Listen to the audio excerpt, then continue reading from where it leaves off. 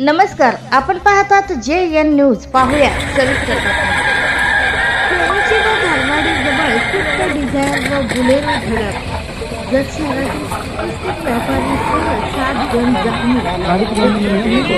कोरोची व धावडवाडीमध्ये Swift Dzire व Bolero यांच्यात झालेल्या समोरासमोर धडकेत एकूण 7 जण गंभीर जखमी झाले असून यामध्ये जत शहरातील व्यापारीसह 5 जण जखमी असून 2 जण कुंभार येथील आहेत.